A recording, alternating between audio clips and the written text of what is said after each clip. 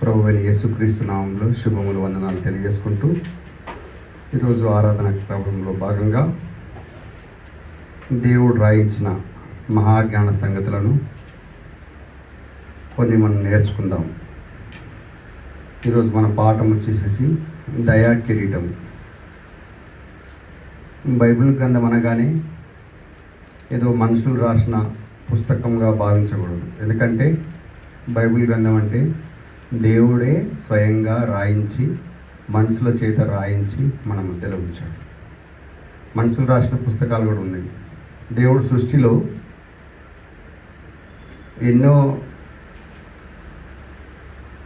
ఎన్నో వాటిని ఉంచడం వల్ల వాటిని పరిశీలించి మనిషి చెట్లను పరిశీలించి వృక్షశాస్త్రం అని రాసుకున్నాడు.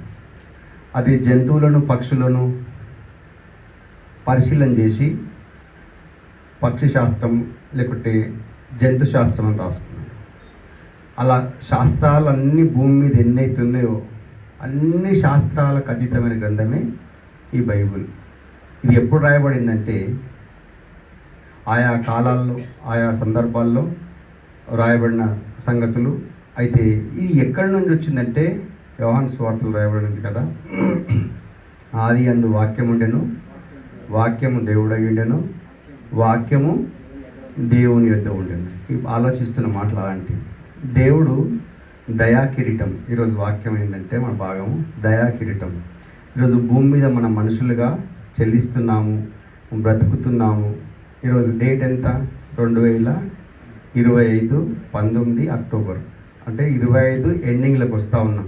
మొన్న పేపర్లు చూస్తే రాస్తూ ఉన్నారు. అయితే పెద్ద పెద్ద సంస్థలు, రామోస్ ఫిలిం సిటీ, ఇంకా అక్కడక్కడ సంస్థలు ప్రపంచంలో అనేక సంస్థలు నూతన సంవత్సరం కొరకు ఏర్పాట్లలో ఇప్పటి నుంచే మునిగినారంట. అంటే నూతన సంవత్సర ఏర్పాటు కొరకు వీళ్ళు ఏర్పాటు చేసుకుంటే నూతన సంవత్సరం వస్తుందా? దేవుడు మనకు అనుగ్రహిస్తే మన జీవితాల్లో నూతన సంవత్సరం కానీ, నూతన దినం కానీ, నూతన నెల కానీ వస్తుందా? దేవుడు అనుగ్రహింపు ఏ విధంగా ఉంటుందో కొన్ని బైబిల్ గ్రంథంలోకి వెళ్ళి మనం ఆలోచన చేద్దాం. ఎందుకంటే మనుషులు ఏదో క్యాలెండర్ తయారు చేసుకుంటే సంవత్సరం వచ్చిపోయిందని కాదు. డిసెంబర్ 31న అందరూ బాణసంచా పెట్టుకొని నిమిషాల ముళ్ళు, సెకండ్ల ముళ్ళు 12 మీదకి వచ్చిందంటే పెద్ద కేకలు వేసుకుంటూ మత్తులో మునిగి ఏదో వీళ్ళు తెస్తేనే వచ్చినంత ఆనందంతో ఈరోజు మనుషులు భావించుకుంటూ నూతన సంవత్సరాన్ని మనకు ఒకటి అనుగ్రహిస్తున్నాడు, దేవుడు అనుగ్రహిస్తున్నాడు సంగతి మర్చిపోయి మనుషులకు దానికి అదే వస్తుందన్న భ్రమలో మనుషులు ఈరోజు ఉన్నారు. కాబట్టి దేవుడు రాయించిన సంగతులు మనం ఆలోచించేద్దాం. కీర్తనల గ్రంథము 65 8 9 10 11 చదువుకుందాం. కీర్తనల గ్రంథము అందరు తీయండి. నీ సూచక క్రియలు చూసి దిగంత నివాసులు భయపడుదురు. ఉదయ సాయంకాల ఉత్పత్తులను నీవు సంతోషభరితముగా చేసి ఉన్నావు. నీవు భూమిని దర్శించి దానిని తడుపుచున్నావు, దానికి మహాదైశ్వర్యమును కలగజేయుచున్నావు. దేవుని నది నీళ్లతో నిండి ఉన్నది. నీవు భూమిని అట్లు సిద్ధపరిచిన తరువాత వారికి ధాన్యము దయచేయుచున్నావు. దాని దుక్కులను విస్తారమైన నీళ్లతో తడిపి దాని గనిమలను సదును చేయుచున్నావు. వాన జల్లుల చేత దానిని పదును చేయుచున్నావు. అవి మొలకెత్తగా నీవు దానిని ఆశీర్వదించుచున్నావు. సంవత్సరమును నీ దయా కిరీటముగా ధరింపజేసి ఉన్నావు. ఇంత జరుగుతుంది ఒక సంవత్సరం, ఒక దినం రావాలంటే. ఈరోజు మనం తింటున్నాం తిండి అంటే అమ్మాయి ఏదో ఇంట్లో వంట ఒక గంట సేపు కష్టపడితే మన ప్లేట్లకు భోజనం వస్తుంది, 5 ఏళ్ళు కలుపుకొని తింటున్నాం. మనం బొమ్మలో ఉన్నాం. అమ్మ కంటే ముందు నాన్న ఒక నెల కష్టపడితే జీతం వస్తుంది, లేకపోతే ఆ జీతంతో సరుకులు కొనుక్కొచ్చుకుంటాం, సరుకులు కొనుక్కొచ్చుకొని తింటున్నామని అనుకుంటాం. ఈరోజు పిల్లలకు తెలియదు చాలా సందర్భాలు. ఎందుకంటే వ్యవసాయం కూడా తెలియని పిల్లలు ఈరోజు ఉన్నారు. ఎందుకంటే అంతకంటే ముందు మనం ఆలోచన చేస్తే రైతు వస్తాడు. రైతు కంటే ముందు ఎవరు ఆలోచన చేయాలి మనం. రైతుకి ఏ విధంగా వస్తున్నది పంట. ఈరోజు వ్యవసాయం చేసే వాళ్ళకి చాలా తెలుసు. జూన్ జూలై రాగానే వర్షాల కోసం ఎదురు చూస్తూ ఉంటాం. ఒక వాన పడగానే తొలకరి వానలు అని చెప్పేసి అని విత్తనాలు పెడతాం. విత్తనాలు పెట్టి 15 దినాలు కొంచెం లేట్ అయిందనుకో రోజు సాయంత్రం పూట మొగులు అవుతుందా వర్షం వస్తుందా, మొగులు అవుతుందా వర్షం వస్తుందా. ఎందుకంటే విత్తనాలు వేసినాం, 10,000 రూపాయలు చదివినాం భూమిలో, అది మళ్ళీ రావాలంటే దేవుని మీద ఆధారపడాలి. అట్లా చూస్తూ ఉంటాం. దేవుడు ఆలస్యం చేస్తే అప్పుడు దేవుడు గుర్తుకొస్తాడు, కానీ తర్వాత మళ్ళీ యథావిధిగా ఎవరిస్తున్నారన్న సంగతి మనం మర్చిపోతూనే ఉంటాం. కాబట్టి దాన్ని గనిమలను ఏ విధంగా చేసినంట, భూమిని దర్శించి దాన్ని తడుపుచున్నావు, మహాదైశ్వర్యమును కలగజేయుచున్నావు. దేవుని నది నీళ్ళతోటి, నది నీళ్ళంటే నదులు వాడుతూ ఉంటాయి. ఇప్పుడు కృష్ణా జలాలు కర్ణాటక నుంచి మన రాష్ట్రం మీదకి ఆంధ్రప్రదేశ్కి వెళ్ళిపోతూ ఉంటుంది. ఆ నది వాడితే దాన్ని కట్టలు కట్టుకొని మనం నీళ్లు చేసుకొని దాని కింద పారకం చేసుకుంటున్నాం. ఇక్కడ చూసినట్లయితే గోదావరి నది ఇక్కడ 7 పాయలుగా వస్తున్న నదులను అక్కడ పోయి మనం జాతర చేసుకుంటున్నాం. కానీ ఇది ఎవట్లా ఏర్పాటు చేశారనేది మనం మనుషులు ఏర్పాటు చేసుకున్న కాలువలు కూడా చూసినాం. దేవాదుల ప్రాజెక్ట్ అని, లేకపోతే ఇన్నగాక మొన్న కాళేశ్వరం 1,00,000 కోట్లు పెట్టి కాళేశ్వరం కట్టుకుంటే అది నీళ్ళు రాకపోతే ఫెయిల్ అయిందని నేను వింటున్నాం. కానీ దేవుడు వేసిన గమనిలు ఏ విధంగా ఉన్నాయంటే నదులు విస్తారంగా ఏర్పాటు చేసిన ఆయన ఎందుకోసం చేసిండు? ఇవన్నీ భూమి మీద ఆయన పిల్లలైన మనం బ్రతకాలనే ఆశతోటి. ఇవి బ్రతికితేనే గనిమెలను మనం గనిమె మలుపుకుంటాం. ఇప్పుడు రూపసంగా తెలుసు, నీళ్ళు పారకం పెడతారు, బంతి పూలు లేకపోతే చామంతి పూలు, గనిమ మలిపితే ఒక మడి వారుతుంది. అట్లా గనిమెలను ఏర్పాటు చేసుకోవడానికి పెట్టిండు దేవుడు. మనం ప్రాజెక్టులు కట్టుకుంటున్నాం, గనిమెలను ఏర్పాటు చేసుకున్నాం. నది వాడుతూ ఉన్నది, మూసీ నది అని మనకు పేరు. మనకి ఇక్కడ వికారాబాద్లో పుట్టింది. ఒకప్పుడు హైదరాబాద్ చిన్నగా ఉన్నప్పుడు ఈ మూసీ నదే ప్రాణదానం. హైదరాబాద్లో ఉన్న ప్రజలకు నీళ్ళు అందించడం తాగడానికి. వాళ్ళు నల్ల ఇప్పుకొని నల్ల బిల్లు కడితే నల్ల వస్తుంది అనుకుంటారు. నల్ల బిల్లు కడితే నల్ల రావట్లేదు. దేవుడు నదులు పెట్టిండు కాబట్టి నీకు నల్ల వస్తున్నది. మనం ట్యాక్సీ కడుతున్నాం కాబట్టి ట్యాక్సీ కడితే నీళ్ళు వస్తున్నాయి అనుకోకూడదు. ఆ నదులే లేకపోతే నీకు నీళ్ళు వచ్చేటియా? ఈరోజు మనం ట్యాప్ ఇప్పుకుంటాం. కాబట్టి దేవుడు ఇంత జరిగిస్తూ ఉన్నాడు, ఇంత జరిగించి దాన్ని ఆశీర్వదించి మనకు పంట పొలాలను తడిపి మనకు ఆహారంగా వస్తే ఈరోజు 5 ఏళ్ళు కలిపి మనం తింటా ఉన్నాము. ఇది జరుగుతూ ఉంది. ఈ ఆహారం ఒక్కతోటి బతకడం లేదు మనం. దేవుడు నా జీవితంలో ఒక మంచి పని చేసినా మనం ఒక్కొక్కసారి చెప్పుకుంటాం. ఒక్క పని చేయలేడు. ఆయన చేసేటి అన్ని లెక్కలేనని ఉన్నాయి. ఎన్ని ఉన్నాయంటే లెక్కకు మించిన ఆశ్చర్యకారాలు మన జీవితాల్లో చేస్తూ ఉన్నాడు. ఈరోజు మనకు 18 సంవత్సరాలు, 19 సంవత్సరాలు, 50 సంవత్సరాలు వచ్చినాయంటే ఎన్ని చేసిండు అనేది మనం ఆలోచన చేసుకుంటే లెక్కకు మించినండి. ఏవి ఇంకా ముందుకు వెళ్ళి చూసినట్లయితే అపోస్తుల కార్యగ్రంథము 14వ అధ్యాయము 17వ వచనం. అపోస్తుల కార్యగ్రంథము 14వ అధ్యాయము 17వ వచనం. అయినను ఆయన ఆకాశము నుండి మీకు వర్షమును ఫలవంతములైన ఋతువులను దయచేయచ్చు ఆహారమును అనుగ్రహించుచున్నాడు. ఉల్లాసముతో మీ హృదయంలో నింపుచు మేలు చేయట చేత తన గురించి సాక్ష్యము లేకుండా చేయలేదు. ఆయన సాక్ష్యం ఉంచుకున్నాడు. ఎందుకంటే ఫలవంతమైన వర్షాలు వస్తేనే మనకు కడుపు నిండుతుంది. వర్షం పడితేనే పంటలు పండుతాయి. వర్షం పడితేనే తాగడానికి నీళ్ళు వస్తాయి, నదులు వారుతాయి. నదులు వారినంత మాత్రాన, వర్షం వచ్చినంత మాత్రాన మనం బ్రతకడం లేదు. ఇంకా ఎన్నో అవసరం ఉన్నాయి మనిషికి, ఎన్నో అవసరం ఉన్నాయి. చూద్దామా? ఇర్మియా గ్రంథము అవి ఏ విధంగా ప్రవహిస్తూ ఉన్నాయి, ఏ విధంగా పనిచేస్తూ ఉన్నాయి. ఇర్మియా గ్రంథము 10వ అధ్యాయము 13వ వచనం. ఇర్మియా గ్రంథము 10వ అధ్యాయము. ఆయన ఆయన ఆజ్ఞానియగా జలరాశులు ఆకాశ మండలంలోని పుట్టును, భూమంత భాగంలో నుండి ఆయన ఆవిరి ఎక్కజేయును. వర్షము కలుగునట్లు ఆయన మెరుపులను పుట్టించును. తన ధనాగారములో నుండి గాలిని రావించును. మనం ఇంతవరకు ఒక్క నిమిషం చాలు. అయితే ఇంతవరకు నీళ్లను, ఆహారం గురించి ఆలోచన చేసినాం. గాలి ఎక్కడి నుంచి వస్తుందని చెప్తా ఉన్నాడు. గాలి తన ధనాగారం అంటే తన కంపెనీ ఉత్పత్తులు అంటాం చూడు మనం. This is Tata product, this is Godrej product. కొన్ని కంపెనీలు కొన్ని ఉత్పత్తులు చేస్తూ ఉంటాయి.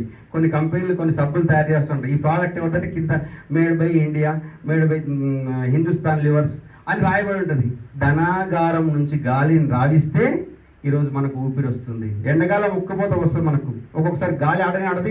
మనం చెట్లను చూస్తాం, చెట్లకి ఇంత కదలతలేవమ్మా, ఎంత ఉప్పగా వస్తుందని. అప్పటికి గాలి ఉంటుంది, కానీ దేవుడు సూర్యుని దగ్గరికి భూమి వెళుతున్నప్పుడు మనకు కొన్ని సందర్భాలు అట్లా వస్తుంటాయి. గాలి లేకపోతే మనిషికి అవసరం తెలుస్తుంది, దేవుడు అవసరం ఏంటో తెలుస్తుంది అప్పుడు. కాబట్టి గాలి చేత బ్రతుకుతా ఉన్నాడు, ఆహారం చేత బ్రతుకుతా ఉన్నాడు, నీళ్ళ చేత బ్రతుకుతా ఉన్నాడు. అవి రావడానికి ఏం జరుగుతుందంటే, ఎప్పుడు చేసిండు మనిషి అంటే దేవుడు అంటే ఆది కాండము 2వ అధ్యాయము 1వ వచనం. ఎప్పుడు తయారు చేసిండు దేవుడు అంటే, భూమి మీదకి మనుషులుగా మనం రాకముందు సృష్టి తయారు చేసిండు దేవుడు. 6 దినాలు తన సృష్టి యావత్తును కలగజేసి, చదవన్నా ఆది కాండం 2వ అధ్యాయం 1వ వచనం. ఆకాశమును భూమి వాటిలో ఉన్న సమస్త సమూహమును సంపూర్తి చేయబడను. దేవుడు తాను చేసిన తన పని అంతటిని 7వ దినములోగా సంపూర్తి చేసి, తాను చేసిన తన పని అంతటి నుండి 7వ దినమున విశ్రమించెను. తను పని చేసిండు. ఈరోజు మన అమ్మ కష్టపడితే అన్నం వస్తుంది అనుకుంటున్నాం, నాన్న కష్టపడితే జీతం వస్తుంది అనుకుంటున్నాం, రైతు కష్టపడితే ఆహారం వస్తుంది అనుకుంటున్నాం. కానీ దేవుడు కష్టపడ్డాడు ఇక్కడ. దేవుడు కష్టం తాగింది ఇక్కడ. తన తన తన మహిమాధైశ్వర్యం చేత మనకు నదులను ఏర్పాటు చేసిండు. నదులను ఒకటి ఏర్పాటు చేయకుండా గాలినిచ్చిండు. ఆయన ఎప్పుడు తయారు చేసి అంటే, భూమి మీద పిల్లలుగా మనం రాకముందే, ఆదాము గారు రాకముందే 6 దినాల సృష్టి యావత్తు కలగజేసి, తద్వారా ఆదాము గారిని భూమి మీదకి రప్పించడం జరిగింది. అనంతరం మనం మనుషులుగా భూమి మీదకి కాలాంక్రీరంగా అందరం కాలాలకు అనుగుణంగా భూమి మీదకి తల్లిదండ్రుల గర్భాల గుండా భూమి మీదకి వస్తూ ఉన్నాము. ఇలా దేవుడు దయచేస్తున్న సంవత్సరము, ఒక దినము, ఒక గడియ వస్తుందంటే ఇంత కార్యక్రమం జరుగుతూ ఉన్నది. ఎవరు జరిపిస్తూ ఉన్నారు? దేవుడు జరిపిస్తూ ఉన్నాడు. అదేవిధంగా గాలి ఎట్నుంచి ఎట్టు ప్రయాణం చేస్తుంది. ఇప్పుడు గాలికి ఇంకా శాస్త్రవేత్తలు కనుగొనలేరు. ఎందుకంటే దేవుడు అంత శక్తిమంతుడు, అంత జ్ఞాని. ప్రసంగి గ్రంథము, గాలి ఏ విధంగా వస్తుందో మనకు తెలుస్తుంది అక్కడ. ప్రసంగి గ్రంథము 1వ అధ్యాయము 6-7. ప్రసంగి గ్రంథము 1వ అధ్యాయము. గాలి దక్షిణమునకు పోయి ఉత్తరమునకు తిరుగును, ఇట్లు మరలా తిరుగుతూ తన సంచార మార్గమున తిరిగి వచ్చును. నదులన్నీ సముద్రంలో పడును, అయితే సముద్రము నిండుట లేదు. నదులు ఎక్కడి నుండి పారవచ్చునో అక్కడికే అవి మరలిపోవును. అవి ఎక్కడి నుంచి వచ్చినాయో, అసలు సముద్రాలు వేడెక్కాలంటే ఏం కావాలి? మేఘాలు తిరగాలంటే ఏం కావాలి? గాలి కావాలి. సముద్రాలు వేగెక్కాలంటే ఎండ కావాలి. ఎండ వేడెక్కిన తర్వాత ఆవిరైపోతాయి. నిన్న దినాన మేము యాకోబ్ బ్రదర్ నేను అక్కడికి వెళ్ళాం. మన చిరిస్థలంలో గుంతలు కొడతా ఉన్నాము, నీళ్ళు వస్తూ ఉన్నాయి. బ్రదర్ అన్నాడు ఒక మాట, అది ఎండ కొట్టిన కొద్దికి ఆవిరైపోతాయి బ్రదర్, ఒక వారం రోజులు ఆగితే నీళ్ళు అయిపోతాయి అన్నాడు. అలా ఆవిరైపోతూ ఉన్నాయి. ఆవిరై మేఘాల్లో దాచుకుంటా ఉన్నాయి. మేఘాల్లో దాచుకుంటా ఉన్నప్పుడు దేవుడు గాలి సపోర్ట్ చేస్తూ ఉన్నది మేఘాలకు. దేవుడు గాలి ద్వారా మేఘాలు కదులుతూ ఉన్నాయి. మేఘాలు కదలడం ద్వారా మనకు వర్షాలు వస్తూ ఉన్నాయి. అవి ఎక్కడి నుంచి వచ్చినాయో? సముద్రంలో నుంచి వచ్చినాయి. సముద్రంలోని నీళ్లు ఉప్పు నీళ్లు. మనకు సముద్రం అంటే తెలుసు, చెన్నై పట్టణం చూస్తాం, రోడ్డు కవతల సముద్రం ఉంటుంది, రోడ్డు కిందల పట్టణం ఉంటుంది. అక్కడ నీళ్ళ కరువు ఉంటుంది భయంకరంగా. ఆ నీళ్ళు తాగడానికి పనికిరావు, స్నానం చేయడానికి పనికిరావు, ఏ దానికి వాడుకోవడానికి పనికిరావు. నది నీళ్ళే కావాలి. అక్కడ ఫిల్టర్ జరుగుతుంది. మేఘాలలో ఫిల్టర్ జరిగి మంచినీటి ప్రవాహంగా మన ముందు దేవుడు తెస్తా ఉన్నాడు. ఇంత జరుగుతూ ఉన్న దేవుడు, ఇంత జరిగిస్తున్న దేవుడు మన మీద సంవత్సరం చేసుకుంటున్నామంటే ఆశమాషిగా చేసుకుంటున్నాం. ఈరోజు సంవత్సరం మనకు ఒక పుట్టినరోజు, ఒక సంవత్సరం దేవుడు దయాకిరీటంగా ఇచ్చినంటే ఇంత ఘనం జరుగుతుందన్న సంగతి మనం గుర్తెరగాలి. ఈ దేవుడు ఆయన పిల్లలైన మనము తెలుసుకుంటామనే ఆశతోటి ఆయన రాయించిన మనసు అనే మాటలు ఇవి. ఎందుకంటే ఆది కాండం ఇంకా ముందుకు వెళ్ళినట్లయితే ఆది కాండం 1వ అధ్యాయము 14వ వచనం. ఆది కాండము. దేవుడు పగటిని రాత్రిని ఏలుటకు వేరుపరచునట్లు ఆకాశ విశాలమందు జ్యోతులను కలుగుగా కానియు, అవి సూచనలను, కాలములను, దిన సంవత్సరములను సూచించుటకై యుండును గాక. ఈరోజు మనం పొద్దుగా లేపంగానే 6 గంటలకు అలారం పెట్టుకొని లేస్తాం, లేకుంటే లేచి అలవాటు ఉంటే లేస్తాం. లేచి లేవగానే గుడ్ మార్నింగ్ చెప్పుకుంటూ ఉంటాం. గుడ్ మార్నింగ్ చెప్పుకుంటున్నామంటే 6 గంటలు వచ్చిందంటే ఎవరి దయ వల్ల? ఈరోజు దేవుడి దయ వల్ల కాలాలు సమయాలు మనకు తెలుస్తూ ఉన్నాయి. కాలాల సమయాలను నిర్ణయిస్తూ ఉన్నాయి. ఉదయం 6 గంటలు, సాయంత్రం 6 గంటలు, రాత్రి 12 గంటలు, పొద్దున 12 గంటలు అని కాలాలను సమయాలను తెలుపుట కొరకు సూర్యచంద్రులను పెట్టిండు. మనకు విశ్రాంతి కావాలని రాత్రిని ఇచ్చిండు, పని చేసుకోవాలని పగలనిచ్చిండు. ఇలా ఇలా ఎన్నో జరిగిస్తూ ఉన్నాడు దేవుడు. ఇంకా కొంచెం ముందుకెళ్ళి చూసినట్లయితే కీర్తనల గ్రంథము 65వ అధ్యాయము 8వ వచనం. కీర్తనల గ్రంథము 65వ అధ్యాయం ఇప్పుడు చూసుకుందాం మాటను. 65:8 ఇందాక చదువుకున్నాం మాట. ఉదయ సాయంత్రముల ఉత్పత్తులను నీవు సంతోషభరితముగా చేసి ఉన్నావు. ఉదయము సాయంత్రం మనకు సంతోషాన్ని ఇవ్వడానికి చేసిండు. ఉదయ సాయంత్రాలు ఆయన ఉత్పత్తులు అంటవి. ఉత్పత్తులు అంటే ఇందాక మనం చెప్పుకున్నాం కదా, కంపెనీలో ఉన్న ప్రోడక్ట్ ఏవైతే బయటికి వెళ్తుందో దేవుడు ఉత్పత్తి అది. ఉదయ సాయంత్రాలు, నీరు, గాలి ఇవన్నీ కూడా ఆయన ఉత్పత్తులు. ఆయన మన కొరకు అనుగ్రహిస్తూ ఉన్నాడు. ఆ ఉత్పత్తి ద్వారా మనం ఈరోజు చెల్లిస్తూ ఉన్నాము. ఆయన ఉత్పత్తి చేయడం ద్వారా మనకు ఒక దినం వస్తుంది. ఆయన ఉత్పత్తి చేయడం ద్వారా మనం భూమి మీద బ్రతుకుతూ ఉన్నాము. ఇంత జరుగుతూ ఉంది. దేవుడు చేస్తూ ఉన్నాడు. ఒక దినం రావాలంటే సూర్యుడు భూమి తన చుట్టూ తాను తిరిగితే ఒక 24 గంటలు వస్తుంది. అదే భూమి తన చుట్టూ తాను తిరుగుతూ చంద్రుని చుట్టూ తిరిగితే ఒక నెల వస్తుంది. అదే భూమి తన చుట్టూ తాను తిరుగుతూ సూర్యుని చుట్టూ తిరిగితే 365 రోజులు వస్తుంది. ఇలా జరిగిస్తున్న వారు ఎవరు? దాని అందరికి అవే జరుగుతూ ఉన్నాయా? కాదు కదా.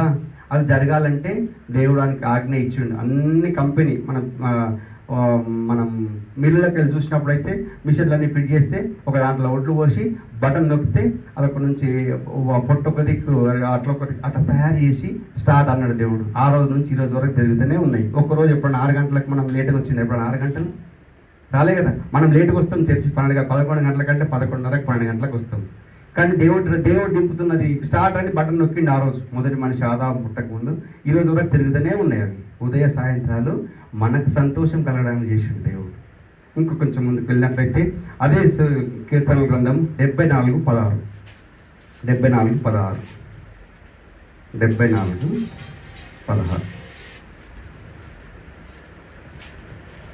పగలు నీదే, రాత్రి నీదే,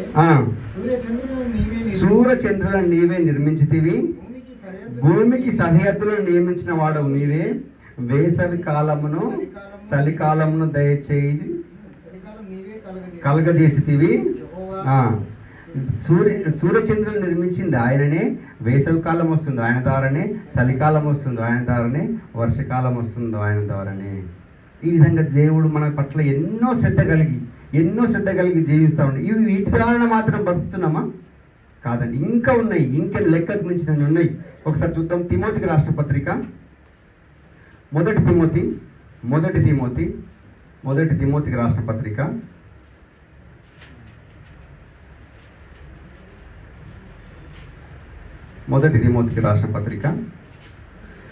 1వ అధ్యాయము 15-16 చదవండి. పాపులను రక్షించుటకు క్రీస్తు యేసు లోకంలోనికి వచ్చెను. వాక్యము నమ్మదగినది, పూర్ణాంగీకారమునకు యోగ్యమైనదనియు అట్టి వానిలో నేను ప్రధానుడని. ఎవరు రాస్తారు ఈ మాట? అపోస్తలుడైన పౌలు గారు. చదవండి, ఇంకా కంటిన్యూ చదువుకుందాం. ప్రధానుడను అయినను నిత్య జీవము నిమిత్తము తనను విశ్వసింపబో వారికి నేను మాదిరిగా ఉండులాగున యేసుక్రీస్తు తన పూర్ణమైన దీర్ఘశాంతమును ఆ ప్రధాన పాపి అయిన నా యందు కనపరుచున్నట్లు నేను కనికరింపబడి తిని. అపోస్తలుడైన పౌలు గారి జీవితంలో జరిగినది. దమస్కో పట్టణంకి వెళ్తా ఉన్నాడు ఆయన. దమస్కో పట్టణం వెళ్తూ మార్గ మధ్యంలో ఎందుకోసం వెళ్తున్నాడు? దేవుని సంఘాలను చెదరగొడుతూ, దేవుని బిడ్డలను హింసిస్తూ వాళ్ళందరినీ తీసుకొచ్చి చెరసాలలో వేయాలని చెప్పేసి అని వెళ్తా ఉన్నాడు. బయలుదేరుతున్నప్పుడు యేసుక్రీస్తు ప్రభువారు ప్రత్యక్షమై మెరుపు వలె ఆయన ప్రత్యక్షమై ఆయనతో మాట్లాడినప్పుడు ఆయన ప్రధాన పాపి అయిన ఆయన ఒప్పుకుంటాడు. ఆయన జీవితం ఆయన తెలిసిపోతా ఉన్నది. నేను ప్రధాన పాపిని అయిన నన్ను యేసుక్రీస్తు నన్ను రక్షించను. నమ్మదగినయు పాపులను రక్షించుటకు యేసుక్రీస్తు లోకంలోకి వచ్చినని వాక్యము నమ్మదగినదని ఆయన రాస్తా ఉన్నాడు. ఎందుకంటే ఆయన ఒకప్పుడు పాపంలో ఉన్నాడు, ఒకప్పుడు దేవుని బిడ్డలు హింసించేవారుగా ఉన్నాడు, ఒకప్పుడు సంఘాలను హింసించేవారుగా ఉన్నాడు. అప్పుడు కనుక అంతకంటే ముందే దేవుడు ఆయన తీసేస్తే, అంతకంటే ముందు ఆయన చంపేస్తే, చంపడం పెద్ద లెక్కన మనుషులకే ఈజీ మనుషులను చంపడం, బతికేయడమే చాలా కష్టం. అది దేవునికి ఇంకా ఈజీ కదా మనుషులను తీసేయడం. అసలు ఆ రోజు పౌలు గారికి అగపడకుండా ఆయన అంతకంటే ముందే ఆయన చంపేసి ఆయన ఎక్కడికి వెళ్ళేవాడు? పాపిగా మరణిస్తే నరకంలోకి వెళ్ళేవాడు. ఆ నరకాన్ని తప్పించుకోవడానికి యేసుక్రీస్తు దీర్ఘశాంతం వహించి ఆయన పట్ల, నీకు ఇది మార్గం, నీకు ఇది కాదు, నీ మార్గము నన్ను హింసిస్తున్నావు నువ్వు నీ మార్గంలో. కాబట్టి ఆయనకు మేల్కొల్పు కలిగింది. అక్కడ మేల్కొల్పు కలిగినప్పుడు ఏం చేసిందంటే ఆయన రాస్తా ఉన్నాడు, నేను ప్రధాన పాపిని, నా యందు దీర్ఘశాంతం కలిగి యేసుక్రీస్తు ఈ లోకానికి వచ్చి నా కొరకు చనిపోయిండు. అయితే అంతేకాదు, మళ్ళా అనేకులకు ప్రధాన పాపి అయిన నా యందు కనికరపడినట్లు నేను కనికరింపబడితిని. నిత్య జీవమును అయినను నిత్య జీవము నిమిత్తము తనను విశ్వసింపబో వారికి నేను మాదిరిగా ఉండలాగున. ఈయన మాదిరి అయిపోయాడు, మారిపోయాడు, పాత జీవితాన్ని మొత్తం వదిలేసేసిండు, మాదిరి అయిపోయాడు. ఈరోజు ఒక మాటలు ఏమంటే, నాలో నివసిస్తున్నది నేను కాదు, నాలో నివసిస్తున్నది క్రీస్తే, నా యందు నివసిస్తున్నది నేను కాదు క్రీస్తే. అలా మారిపోయాడు ఆయన అంతకంటే ముందు చనిపోయి ఉంటే ఎక్కడికో ఈరోజు కూడా మనం ఆహారం తింటున్నాం, గాలిని చలిస్తున్నాం, వర్షానికి తడుస్తున్నాం అంటే, మనం బ్రతుకున్నామంటే ఒక దినం మనకి ఇచ్చిందంటే, ఈరోజు నిన్నటి దినాన చనిపోయిన లేరా భూమి మీద? ఆ లెక్కలో మనం లేము కదా. ఆ లెక్కలో మనం లేనప్పుడు మనం ఎంత జాగ్రత్తగా మనం బ్రతుకుని కాపాడుకోవాలి? ఆ లెక్కలో నేను ఉంచలేడు. అదేవిధంగా పౌలు కూడా అదే జ్ఞానోదయమైంది. నన్ను అంతకంటే ముందు దేవుడు తీసేసింటే నేను ఎక్కడికి వెళ్ళేవాడిని? ఆయన మారిపోయిన తర్వాత ఏం రాయబడింది ఒకసారి చూద్దాం.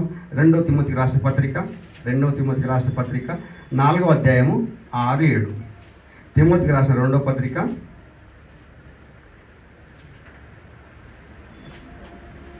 4వ అధ్యాయము 6-7 వచనాలు. నేనిప్పుడు ప్రాణార్పణముగా పోవచ్చున్నాను, నేను వెడలిపోవు కాలము సమీపమయ్యున్నది, మంచి పోరాటం పోరాడుతుని, నా పరుగు కడముట్టించితిని, విశ్వాసము కాపాడుకుంటుని, ఇక మీదట నా కొరకు నీతి కిరీటం ఉంచబడి ఉన్నది. నీ కొరకు 1 సంవత్సరం దయా కిరీటం ఇచ్చిందంటే ఎందుకొరకు ఆ దయా కిరీటం ఇచ్చిండు? నీ కొరకు నీతి కిరీటం ఇంకొకటి ఉంది భూమి విడిస్తే. అందుకొరకు మనం బతకాలి, అందుకొరకు సిద్ధపడి ఈ దేవుడిచ్చిన ఈ దయాకిరీటాన్ని, దేవుడిచ్చిన దయాకిరీటమైన సంవత్సరాన్ని దేవుని కొరకు బ్రతకాలి. పౌలు గారు అదే అంటున్నాడు, నేను చచ్చిపోయే కాలం దగ్గర వచ్చింది, నేను భూమిని విడిచిపెట్టిపోతా, నేను సంపూర్ణంగా నా పరుగు కడముట్టించినాను, నా కొరకు నీతి కిరీటం ఉన్నది, నేను చచ్చిపోయినా పర్వాలేదు, భూమి మీద చావైతే లాభం అన్నాడు ఆయన. బ్రతుకుంటే క్రీస్తు, చావైతే లాభం. చచ్చిపోతే నాకు కిరీటం ఉన్నది. మరి నీ జీవితంలో నా జీవితంలో ముందు మనం ఆలోచన చేసుకోవాలి. ఎందుకంటే క్రీస్తు సంఘంలో చేర్చబడినంత మాత్రాన మనకు ఇంకా మారాలనే మనకు ఎన్నో అవకాశాలు, ఆశలు కల్పిస్తూ ఉన్నాడు దేవుడు. ఎందుకంటే సంఘంలోకి రాని వారి కొరకు, వచ్చిన వారి కొరకు ఈ మాట. ఎందుకంటే సంఘంలో వచ్చిన వారు ఇంకా పరిపూర్ణ స్థితిలోకి ఎదగాలి, సంఘంలోకి రాని వారు సంఘంలో చేర్చబడాలి. ఎందుకంటే నీ కొరకు, నా కొరకు దేవుడు దయాకిరీటంగా 1 సంవత్సరాన్ని అనుగ్రహిస్తున్నాడేమో, 1 దినాన్ని అనుగ్రహిస్తున్నాడేమో, 1 నెల అనుగ్రహిస్తున్నాడేమో. రేపు మన జీవితంలో చూస్తామో లేదో, దీపం ఉన్నప్పుడే ఇల్లు చదువుకోవాలి, దీపం ఉన్నప్పుడే చక్కబెట్టుకోవాలి. ఎఫెసీయులకు రాసిన పత్రిక 5వ అధ్యాయము 15వ వచనం, 15-16. ఎఫెసీయులకు రాసిన పత్రిక, దినములు చెడ్డవి గనుక మీరు సమయమును పోనీయక సద్వినియోగం చేసుకొని అజ్ఞానుల వలె కాక జ్ఞానుల వలె నడుచుకున్నట్లు జాగ్రత్తగా చూసుకొనుడి. దినములు చెడ్డవి. ఈరోజు రోడ్డు ప్రమాదాలు ఎంతమంది చనిపోయారు? మనం అనుకుంటున్నాం రోడ్డు ప్రమాదాల్లో నేను ఎప్పుడు మోటార్ సైకిల్ నడిపి నాకేం ప్రమాదం జరగదు అనుకుంటున్నాం. మోటార్ సైకిల్ నడిపేయకుండా బస్సులో పోతావు, బస్ యాక్సిడెంట్ జరుగుతలేవా? ట్రైన్ యాక్సిడెంట్ జరుగుతలేవా? ఆఖరికి హెలికాప్టర్ యాక్సిడెంట్ కూడా జరుగుతూ ఉన్నాయి. మనం రాజశేఖర రెడ్డి గారిని చదువుతున్నాం. ఎక్కడ ప్రయాణం చేసినా నువ్వు రోడ్డు మీద నడిచిపోయి ఎక్కొచ్చేటోడు మంచిగా వస్తే దినములు చెడ్డవి కనుక మనమందరం కూడా దినములు చెడ్డవి కనుక జ్ఞానుల వల్ల నడుచుకోవాలి, జ్ఞానం వల్ల నడుచుకోవాలి. మన జీవితాల్లో ఇంకేవైతే కొదవు ఉన్నాయో వాటిని తీసేసుకోవాలి. జ్ఞానుల వల్ల నడుచుకొని అజ్ఞానుల వల్ల కాక జ్ఞానుల వల్ల నడుచుకొని వాటి అన్నట్లు జాగ్రత్తగా చూసుకోవాలి. మన జీవితంలో ఇంకా మార్పు రావాలి. ఏం మార్పు కావాలంటున్నా దేవుడు కోరుకుంటా ఉన్నాడు. రోమిలకు రాసిన పత్రిక 13వ అధ్యాయము 11 నుంచి చదువుకుందాం. 11 నుంచి 14 వరకు. రోమిలకు రాసిన పత్రిక 13వ అధ్యాయము. మరియు మీరు కాలము నెరిగి నిద్ర మేలుకొని వేళ అయినదని తెలుసుకొని అలాగు చేయుడి. మనం విశ్వాసులమైనప్పటికంటే ఇప్పుడు రక్షణ మరీ సమీపంగా రక్షణ ఉన్నది. మనం సంఘంలో చేర్చబడి రక్షణ మరీ మనకు సమీపంలోకి వచ్చినాం. రక్షణ సమీపంలోకి వచ్చినామని అజాగ్రత్త పడితే అది కోల్పోయే ప్రమాదం ఉన్నది. మన జీవితంలో కొన్ని సందర్భాలు జరుగుతూ ఉంటాయి. మనకు ఏదైనా కాంపిటీషన్ ఎగ్జామ్స్ ఉన్నాయి అనుకోండి. కాంపిటీషన్ ఎగ్జామ్స్లో నాకు ఇది చదువుకుంటే నాకు అదే గుర్తొచ్చింది. రక్షణ మరీ సమీపంగా ఉన్నది. మా బిడ్డ ఎంబీబీఎస్ కోసం ప్రిపేర్ అవుతూ 300 మార్కులు ఆమెకు సంపాదించుకున్నది. నీట్లో 300 మార్కులు సంపాదించుకుని 2వ లిస్ట్ అయిపోయింది. 3వ లిస్టులో మా పేరు వస్తుంది అనుకుంటున్నాం. ఎందుకంటే అంతకంటే ముందు 5 మంది ఉన్నారు. కేటగిరీ వైజ్ చూస్తే నెక్స్ట్ లిస్ట్లో మన పేరు వస్తానా అనే ఆశలో ఉన్నాం. రక్షణ మరీ సమీపంగా ఉన్నది. అంటే సీటు నాకు దగ్గరగా ఉన్నది.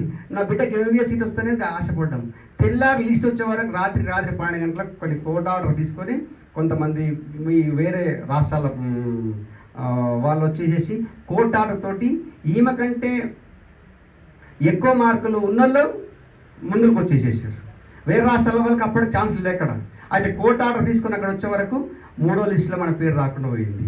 అంటే రక్షణ దగ్గరకు వచ్చిన సీటు వెళ్ళిపోయింది. 60-70 సంవత్సరాల జీవితానికి సీటు పోతే పోయిందేమో. ఈ భూమి విడిచిన తర్వాత మనం ఎక్కడికి వెళ్తామనేది ముఖ్యం మనకు. ఎందుకంటే ఆ సీటు దగ్గర రక్షణ మరీ మనకు సమీపం. చదవన్న మాట మళ్ళొకసారి. రక్షణ మరీ సమీపంగా మనకు ఉన్నదని బహు జాగ్రత్తగా మన బ్రతుకులను పుచ్చుకోవాలి. దినములు చెడ్డవి కనుక సమయం పోనీయక ఉన్న సమయం దేవుని కొరకు మనం బ్రతకాలి. ఉన్న సమయం దేవుని మాటలు వినాలి. దేవుని మాటలు వినితే మన మనసు శాంతి ఉంటుంది, మన జీవితం నెమ్మది ఉంటుంది, మనలో మార్పు వస్తూ ఉంటుంది. దినదిన పరివర్తమానం చెంది కోపంగా ఉన్న మనము నిదానానికి వస్తాం. ఆవేశంగా ఉన్న మనము బూతులు మాట్లాడకుండా పోతుంటాం. ఇవి విన్న తర్వాత దేవుడు రాయించిన మాటలు విన్న తర్వాత మార్పు మనలో మొదలవుతూ ఉంటుంది. చదవన్నమాట రోమిలకు రాసిన పత్రిక. ఇప్పుడు రక్షణ మనకు మరీ సమీపముగా ఉన్నదని. రాత్రి చాలా మన జీవితంలో చాలా రోజులు గడిచిపోయినాయి. రాత్రి పోతున్నది, వచ్చేది పగలే మనకు. ఇప్పుడు ఈ భూమి మీద మనం చీకట్లో ఉన్నాం, కష్టాల్లో ఉన్నాం, అంధకారంలో ఉన్నాం. కానీ వచ్చేది మనకు వెలుగు. వచ్చేది ఈ భూమి విడిస్తే మనకు శాశ్వత లోకము, నీతి కిరీటం ఉంచబడింది. దాని కొరకు మనం ప్రయత్నం జరిగించాలి. మరీ దగ్గర ఉన్నాం. రాత్రి చాలా గడిచిపోయింది మన జీవితంలో, వెనుకకి వెళ్ళిపోతా ఉన్నాం. ఇంకా కొన్ని గంటలైతే మనం వెలుగులోకి వస్తాం అని సిద్ధపాటు కలిగి ఉండాలంటున్న దేవుడు. చదవాలి. గనుక మనం అంధకార క్రియలను విసర్జించి, అంధకార క్రియలు ఏమిటో కింద చెప్పండి చూడండి ఒక మాట. అంధకార క్రియలను విసర్జించి తేజస్ సంబంధమైన యుద్ధోపకరణములు ధరించుకుందాము. ఏమేమి వదిలిపెట్టాలో చెప్తా ఉన్నాడు చూడండి ఒక మాట. ఎందుకంటే బైబుల్ ఎక్కడ చూసినా దేవుడి మనసు ఒకటే మనకు అర్థమవుతుంది. ఏ వాక్యం చదివినా ఆయన మనసు అక్కడికే తీసుకొస్తాడు. ఒకసారి చూడండి. అల్లడితో కూడిన ఆటపాటలైనను, మత్తైనను లేకయు, కామ విలాసమైనను, పోకిరి చేసలైన లేకయు, కలహమైనను, మత్సరమైనను లేకయు, పగటి యందు నడుచుకున్నట్లు మర్యాదగా నడుచుకుందాము. పట్టపగలు 10 మందిలో పోతే మనం తప్పు చేస్తామా? చేయం కదా. అట్లా పగలు నడుచుకున్నట్లు మన జీవితంలో నడుచుకోవాలి. రాత్రి చాలా గడిచిపోయింది, దినములు చెడ్డయి. రేపు ఏం సంభవించునో నాకు తెలియదు. దేవుడు నీకు అవకాశం ఇస్తున్నాడంటే అది నీకు ఆయన దయా కిరీటం నీకు అనుగ్రహించిండు కాబట్టి 2025 చూస్తూ ఉన్నావు. 2026 చూస్తామో చూడమో. రేపటి దినం మనకు డిసెంబర్ ఉందో లేదో, ఉన్నప్పుడే మనకు దగ్గరగా ఉన్నది. ఇవన్నీ వదులుకోమంటున్నాడు. ఇవన్నీ మత్తుకు దూరంగా ఉంటున్నాడు. అల్లరితో కూడిన ఆటపాటల దగ్గర ఉండకమన్నాడు. ఈరోజు డీజేలు పెట్టుకొని దుంగుతా ఉన్నారు లోకం మీద. ఎక్కడికి వెళ్తా ఉన్నారు వాళ్ళందరూ కూడా? ఏం చేస్తూ ఉన్నారు? గంట సేపు దుంగుతారు, తెల్లారి మళ్ళీ ఎండెక్కిందా వండుతూ ఉంటారు, అలసిపోతారు, ఆరోగ్యం దెబ్బతింటారు తాగడం వల్ల. మత్తైనను అల్లరితో కూడా ఆటపాటలైనను, కామ విలాపలైనను, పోకిరి చేసలైనను లేకయు కలహమైన లేకయు మత్సరమైన ఒక మనిషిని తిడదామని నోటిని కూడా అదుపులో పెట్టుకోవాలి. నోరు ఎంత జాగ్రత్తగా వాడుకోవాలని ఒక మాట చెప్పిన, నోటిని నగదుగా వాడుకోమన్నాడు. నగదుగా వాడాలంట. నోటి మాట చేట అడ్డమైన మాటలు మాట్లాడి పనికిరాని మాటలు ఉత్తరగప్పాలంటారు మనం తెలంగాణ భాషలో. అవన్నీ కొడితే వీడి మాటగాడు కాడంటారు. నోటిని కూడా అంత జాగ్రత్తగా మనం కాపాడుకోవాలి. నోటిలో నుంచి సరసోక్తులైనను బూతులైనను రాకుండా మనం ఎందుకంటే మన రక్షణ మరీ సమీపం ఉన్నది. క్రీస్తులో చేర్చబడ్డాము. సంఘంలో చేర్చబడ్డాక మార్పు చెందాలి. ఇలా సంఘంలో చేర్చబడ్డ వారి గురించి రాయించిన మాటలు ఇవన్నీ. మనకు రక్షణ మరీ సమీపం ఉంది. సంఘంలో చేర్చబడిన వారు సంఘంలో చేరాలి. ఈ మాటల ద్వారా మత్తైనను మత్సరమైన లేకయు పగటి యందు నడుచుకున్నట్లు మర్యాదగా నడుచుకోవాలి. మెట్టుకు ప్రభువు అయిన యేసుక్రీస్తును ధరించుకోనుడి. యేసుక్రీస్తుని ధరించుకోవడం అంటే ఆయన ఏ విధంగా భూమి మీద బ్రతకమన్నాడో ఆ విధంగా బ్రతకాలి. ఆయన ఏ విధంగా బ్రతకాలో బ్రతికి చూయించుండు. ఆయన ముళ్ళ కిరీటం ఆయన నెత్తి మీద పెట్టిండు. నీకు పెట్టలేదు, ఇంకా నీకు దయా కిరీటం ఇచ్చిండు. ఆయనకు ముళ్ళ కిరీటాన్ని ఇచ్చిండు దేవుడు. ముళ్ళ కిరీటంతో ఆయన జీవ కిరీటం పొందుతా ఉన్నాడు. నీకు దయా కిరీటంతో నీతి కిరీటం కొరకు సిద్ధపడాలి నువ్వు. యేసుక్రీస్తు ప్రభువు వారికి 33 సంవత్సరాలు ఉన్నాయి. ఆయనకు తెలుసు ఆయన సంవత్సరం, ఆయన బతుకు దినంలన్నీ తెలుసు ఆయనకు. కానీ మనకి తెలియదు. రేపు నీకు ఉన్నదో లేదో తెలియదు. ఒక సంవత్సరంకి ఎక్కువ ఇయ్యాడు ఆయనకు. ఒక 33 సంవత్సరాలు ఆయన సువార్తను ప్రకటిస్తే ప్రపంచం మొత్తం ఇలా 2000 సంవత్సరాలు అవుతున్నా ఆయన మాటను తప్పు పట్టడం లేదు ఇప్పటివరకు కూడా. ఒక 33 సంవత్సరాలు ఆయన బతికితే ఇంకా కొన్ని సంవత్సరాలు బతికి ఇంకెట్లుంటున్నాం. కాబట్టి అలాంటి క్రీస్తును ధరించుకొని ఆయన బ్రతకమన్నట్లు మనం భూమి మీద బ్రతకాలి. ఆయన ఏ విధంగా బ్రతికిండో బ్రతకాలో బ్రతికి చూపించండి. ఆయనే మార్గం, ఆయన మాట సత్యం. ఆయన ఏ విధంగా మాట్లాడిండో ఆయన మాట ప్రకారం మనం బ్రతకాలి. ఆయన జీవం, ఆయన సత్యం. ఆయనలాగా మనం ఆయన క్రీస్తును ధరించుకొని ధరించిన వారై శరీరేచ్ఛలను నెరవేర్చుకొనుటకు శరీర విషయమైన ఆలోచన చేసుకున్నప్పుడు శరీరం గురించి ఆలోచన చేయకండి. శరీరాన్ని రక్షించుకుందాం, శరీరాన్ని సుఖపెడదాం, శరీరానికి మేకప్లు అవుతాం, శరీరాన్ని సంతోషపెడదాం అనే దాని మీద దృష్టి పెట్టకండి. ఆత్మను రక్షించుకోవాల్సిన మాటల పట్ల మనం దృష్టి పెట్టాలి. ఈ ఆత్మ 60-70 సంవత్సరాలు రేపు దినములు చెడ్డవి, రేపు నీకున్నదో లేదో. ఈ ఆత్మను రక్షించుకోవాలంటే ఇంకా బహు జాగ్రత్తగా మన జీవితాల్లో ఇంకేమైనా కొదవ ఉన్నాయేమో, బలహీనతలు ఉన్నాయేమో వాటిని మార్చుకోవాలి. వాటిని మార్చుకునే క్రమంలో ఇవన్నీ ఉండకూడదు అంటున్నాడు. మన నోటిని అదుపులో పెట్టుకోవాలి. మనం ఎదుటి వారి పట్ల ప్రవర్తించే ప్రవర్తన అదుపులో ఉండాలి.